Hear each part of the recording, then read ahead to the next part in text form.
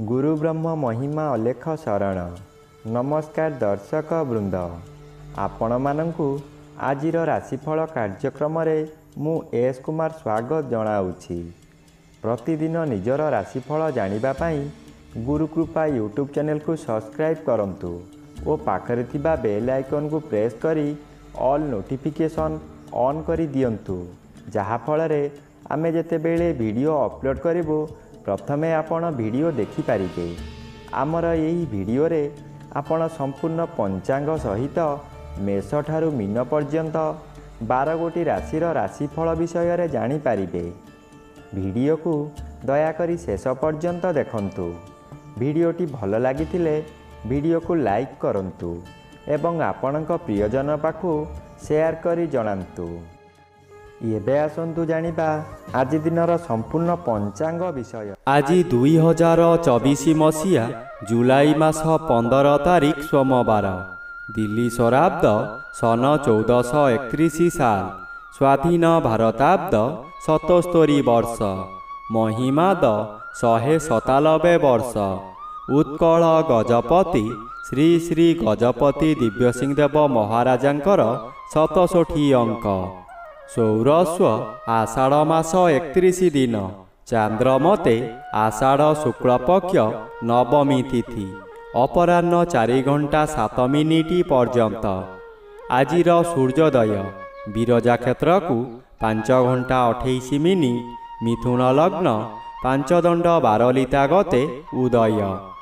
आजिर सूर्यास्त विरजा क्षेत्र को 6 घंटा 23 मिनिट, धनु लग्न 5 दंड 5 लिता गते अस्त। आज तुला चंद्र 60 दंड, स्वाति नक्षत्र रात्रि 10 घंटा 15 मिनिट पर्यंत। आज जन्मित शिशुर तुला राशि वैश्यवर्ण देवगण एवं रात्रि 10 घंटा 15 मिनिट गते दानवगण। आज मृत व्यक्तिर रात्रि 10 घंटा 15 मिनिट गते एकपाद पुष्कर दोष, निषिद्ध खाद्य। आज लाउ भोजन निषेध अटे। अपराह्न 4 घंटा 7 मिनिट गते कलम भोजन निषेध अटे। आजिर अमृत योग प्रातरु दिबा 7 घंटा 56 मिनिट मध्ये, दिबा 9 घंटा 44 मिनिट गते 12 घंटा 16 मिनिट मध्ये, अपराह्न 3 घंटा 46 मिनिट गते 4 घंटा 40 मिनिट मध्ये, अस्तरु रात्रि 7 घंटा 10 मिनिट मध्ये एवं रात्रि 12 घंटा 5 मिनिट गते 2 घंटा 12 मिनिट मध्ये। आजिर महेन्द्र योग दिबा 2 घंटा 54 मिनिट गते अपराह्न 3 घंटा 46 मिनिट मध्ये, अपराह्न 4 घंटा 41 मिनिट गते 5 घंटा 35 मिनिट मध्ये एवं रात्रि 8 घंटा 29 मिनिट गते 9 घंटा 55 मिनिट मध्ये। आजिर काल बेला दिबा 7 घंटा 13 मिनिट गते 8 घंटा 37 मिनिट मध्ये। आजिर बार बेला दिबा 1 घंटा 27 मिनिट गते 3 घंटा 6 मिनिट मध्ये। आजिर काल रात्रि रात्रि 7 घंटा 39 मिनिट गते 8 घंटा 59 मिनिट मध्ये। आजिर राहु काल सकाळ 7 घंटा 30 मिनिट ठारू 9 घंटा मध्यरे। आजिर घात चंद्र नाही। रात्रि 10 घंटा 15 मिनिट मध्ये मिथुन राशिर घात नक्षत्र। अपराह्न 4 घंटा 7 मिनिट मध्ये सिंह राशिर घात तिथि। एहा परे बिछा राशिर घात तिथि। मिथुन राशिर घात 12।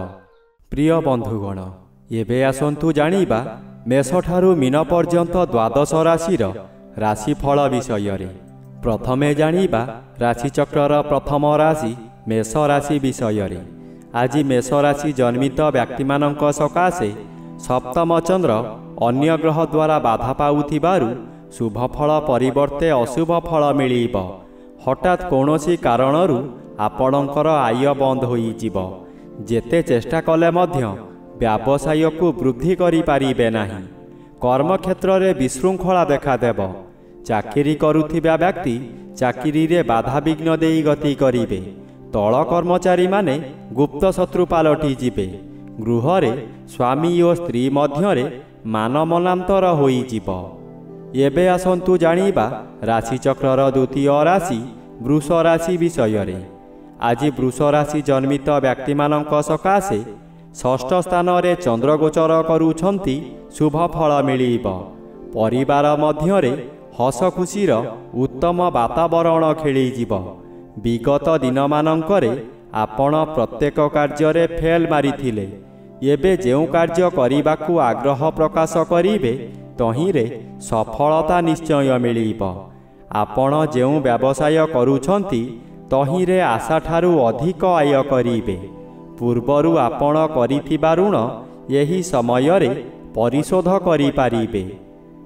ଏବେ ଆସନ୍ତୁ ଜାଣିବା ରାଶିଚକ୍ରର ତୃତୀୟ ରାଶି ମିଥୁନ ରାଶିର ରାଶିଫଳ ବିଷୟରେ। ଆଜି ମିଥୁନ ରାଶି ଜନ୍ମିତ ବ୍ୟକ୍ତିମାନଙ୍କ ସକାଶେ ପଞ୍ଚମ ସ୍ଥାନରେ ଚନ୍ଦ୍ର ଗୋଚର କରୁଛନ୍ତି। ଶୁକ୍ଳପକ୍ଷରେ ପଞ୍ଚମ ଚନ୍ଦ୍ର ବଳବାନ ଚନ୍ଦ୍ର। ଆପଣଙ୍କ ଜ୍ଞାନ ବହୁ ଗୁଣରେ ବଢ଼ିଯିବ। ମସ୍ତିଷ୍କ ଥଣ୍ଡା ରହିବା କାରଣରୁ ପ୍ରତ୍ୟେକ କାର୍ଯ୍ୟ କରିବା ପୂର୍ବରୁ ଭଲ ଭାବରେ ଚିନ୍ତା କରିବେ। ବିଦ୍ୟାର୍ଥୀମାନେ ଯାହା ପାଠ ପଢ଼ିବେ ତାହା ସବୁଦିନ ସକାଶେ ମନ ମଧ୍ୟରେ ଛାପି ହୋଇ ରହିଯିବ। ଆଜି ଘାତ ନକ୍ଷତ୍ର ଓ ଘାତ ବାର ଥିବାରୁ ପେଟରେ କ୍ଷୁଧା ପ୍ରବଳ ହେବ। ଭଲ ଭଲ ଜିନିଷ ତଥା ଗରିଷ୍ଠ ଖାଦ୍ୟ ଖାଇ ପେଟର ରୋଗର ମୂଳଦୁଆ ପଡ଼ିବ। ଏବେ ଆସନ୍ତୁ ଜାଣିବା ରାଶିଚକ୍ରର ଚତୁର୍ଥ ରାଶି କର୍କଟ ରାଶି ବିଷୟରେ। ଆଜି କର୍କଟ ରାଶି ଜନ୍ମିତ ବ୍ୟକ୍ତିମାନଙ୍କ ସକାଶେ ଚତୁର୍ଥ ଚନ୍ଦ୍ର ଆଂଶିକ ବାଧାପ୍ରାପ୍ତ ଅଛନ୍ତି। ଅଶୁଭ ଫଳ କମ୍ ମିଳିବ। ଆପଣ ଅର୍ଥ ସକାଶେ ବିକଳ ହୋଇ ଚତୁର୍ଦିଗ ଭ୍ରମଣ କରିବେ, କିନ୍ତୁ କୌଣସି ସୁଫଳ ମିଳିବ ନାହିଁ। କଥାରେ ଅଛି, ଯେଣେ ଇଚ୍ଛା ତେଣେ ଯା, କର୍ମ ଘେନି ବୁଲୁଥା। ଆପଣ ଯାହା ବି କରନ୍ତୁ ଖାଲି ଅର୍ଥହାନି ହେବା ଛଡ଼ା ଲାଭର ପ୍ରଶ୍ନ ଉଠୁନାହିଁ, ଯାହାଦ୍ୱାରା ମାନସିକ ଚାପରେ ଆପଣ ବିଚଳିତ ହୋଇଯିବେ। ଆପଣଙ୍କ ମନ ମଧ୍ୟରେ ଗୋଟାଏ ଅଜଣା ଆତଙ୍କ ଖେଳିଯିବ। ଏବେ ଆସନ୍ତୁ ଜାଣିବା ରାଶିଚକ୍ରର ପଞ୍ଚମ ରାଶି ସିଂହ ରାଶି ବିଷୟରେ। ଆଜି ସିଂହ ରାଶି ଜନ୍ମିତ ବ୍ୟକ୍ତିମାନଙ୍କ ସକାଶେ ତୃତୀୟ ସ୍ଥାନରେ ଚନ୍ଦ୍ର ଗୋଚର କରୁଥିବାରୁ ଆପଣଙ୍କର ଆଜିର ଦିନଟି ଅତି ଶୁଭ ଫଳ ମିଳିବ। ବହୁ ଚେଷ୍ଟା କରି ବାରମ୍ବାର ବିଫଳ ହେଉଥିବା କାର୍ଯ୍ୟ ହଠାତ୍ ଆପଣଙ୍କ ସପକ୍ଷରେ ଯିବ। ବହୁ ଅର୍ଥର ମାଲିକ ଆପଣ ହୋଇପାରନ୍ତି। ପୂର୍ବରୁ ଖରାପ ଥିବା ସ୍ୱାସ୍ଥ୍ୟ ଏହି ସମୟରେ ମନର ବଳ ବୃଦ୍ଧି ପାଇଥିବାରୁ ସ୍ୱାସ୍ଥ୍ୟ ଉତ୍ତମ ରହିବ। ବନ୍ଧୁବାନ୍ଧବ ଆପଣଙ୍କ ପ୍ରଶଂସା ଗାନ କରିବେ। ଉପରିସ୍ଥ ଅଫିସର ଆପଣଙ୍କ କାର୍ଯ୍ୟ ଦେଖି ପୁରସ୍କୃତ କରିପାରନ୍ତି। ଏବେ ଆସନ୍ତୁ ଜାଣିବା ରାଶିଚକ୍ରର ଷଷ୍ଠ ରାଶି କନ୍ୟା ରାଶି ବିଷୟରେ। ଆଜି କନ୍ୟା ରାଶି ଜନ୍ମିତ ବ୍ୟକ୍ତିମାନଙ୍କ ସକାଶେ ଦ୍ୱିତୀୟ ଚନ୍ଦ୍ର ଶୁକ୍ଳପକ୍ଷ ହେତୁ ଶୁଭ ଫଳ ମିଳିବ। ଚନ୍ଦ୍ର ଆଂଶିକ ବାଧା ପାଉଥିବାରୁ କମ୍ ଶୁଭ ଫଳ ମିଳିବ। ଆପଣଙ୍କୁ କିଛି ବ୍ୟକ୍ତି ଅସହଯୋଗ କରୁଥିବା ସ୍ଥଳେ ଅନ୍ୟ କିଛି ବ୍ୟକ୍ତି ସହଯୋଗର ହାତ ବଢ଼ାଇ ଆପଣଙ୍କୁ ଉଚ୍ଚକୁ ଉଠାଇ ନେବେ। ବାଧା ଆସୁଥିବା ସ୍ଥାନରୁ ବିଳମ୍ବରେ ହେଉ ପଛେ ସଫଳତା ମିଳିବ। ଆପଣଙ୍କ ଉଦ୍ୟମ ଫଳପ୍ରଦ ହେବ। ଉତ୍ତର ଦିଗରୁ କୌଣସି ବ୍ୟକ୍ତି ଆପଣଙ୍କ ସହ ଯୋଗାଯୋଗ କରି ଶୁଭ ଖବର ଦେବେ। ଏବେ ଆସନ୍ତୁ ଜାଣିବା ରାଶିଚକ୍ରର ସପ୍ତମ ରାଶି ତୁଳା ରାଶି ବିଷୟରେ। ଆଜି ତୁଳା ରାଶି ଜନ୍ମିତ ବ୍ୟକ୍ତିମାନଙ୍କ ସକାଶେ ଶ୍ରୀଚନ୍ଦ୍ର ଅନ୍ୟ ଗ୍ରହ ଦ୍ୱାରା ବାଧା ପାଉଥିବାରୁ ଅଶୁଭ ଫଳ ମିଳିବ।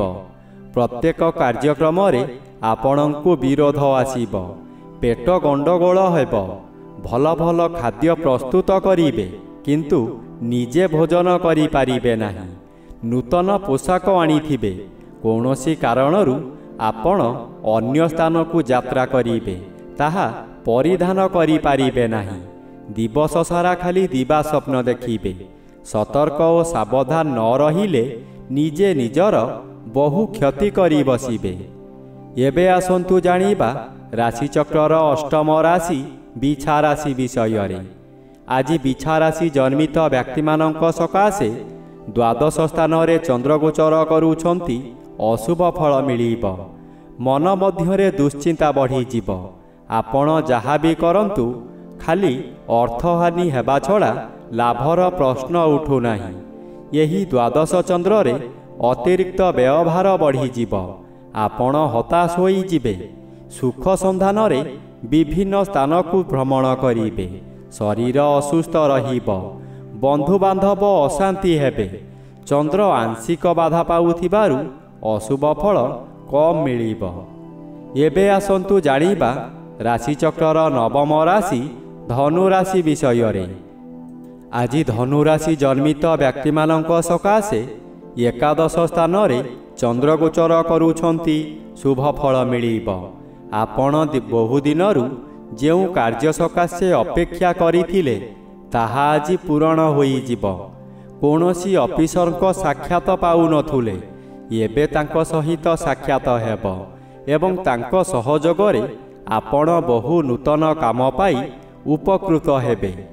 ପରିବାର ମଧ୍ୟରେ ସ୍ୱାଦିଷ୍ଟ ଭୋଜନ ପ୍ରସ୍ତୁତ କରିବା ସହିତ ଅତିଥି ବନ୍ଧୁମାନଙ୍କୁ ନିମନ୍ତ୍ରଣ କରି ଆପ୍ୟାୟିତ କରିବେ।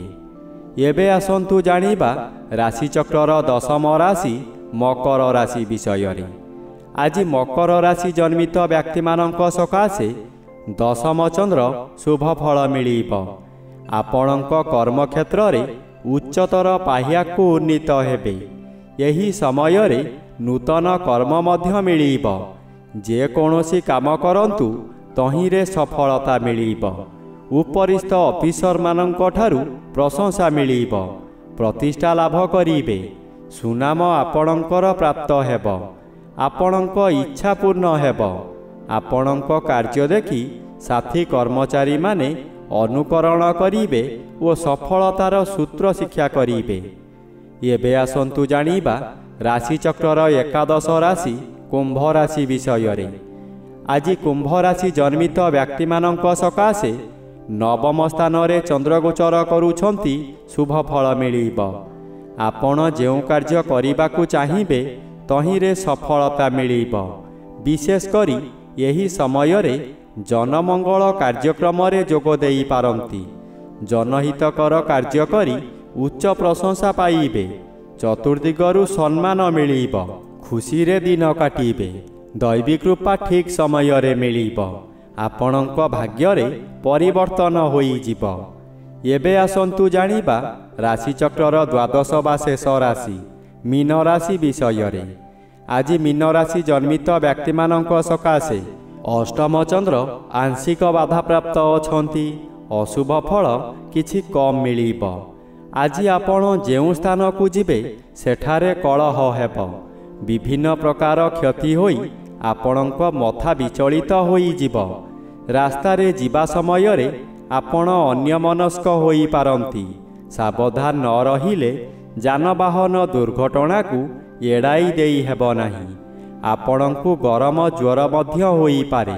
ପରିବାର ମଧ୍ୟରେ କେହି ପଚାରିବେ ନାହିଁ ତମର କ'ଣ ହେଉଛି ବୋଲି। ଏହି ଗଲା ଆଜି ଦିନର ସମ୍ପୂର୍ଣ୍ଣ ପଞ୍ଚାଙ୍ଗ ସହିତ ମେଷଠାରୁ ମୀନ ପର୍ଯ୍ୟନ୍ତ 12 ଗୋଟି ରାଶିର ରାଶିଫଳ ବିଷୟରେ।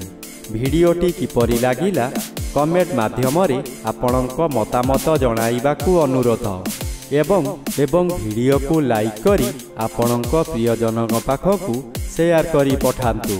ଚ୍ୟାନେଲକୁ ଯଦି ପ୍ରଥମ ଥର କରି ଆସିଛନ୍ତି ତେବେ ଚ୍ୟାନେଲକୁ ସବସ୍କ୍ରାଇବ୍ କରି ପାଖରେ ଥିବା ବେଲ୍ ଆଇକନ୍କୁ ଅନ୍ କରିଦିଅନ୍ତୁ।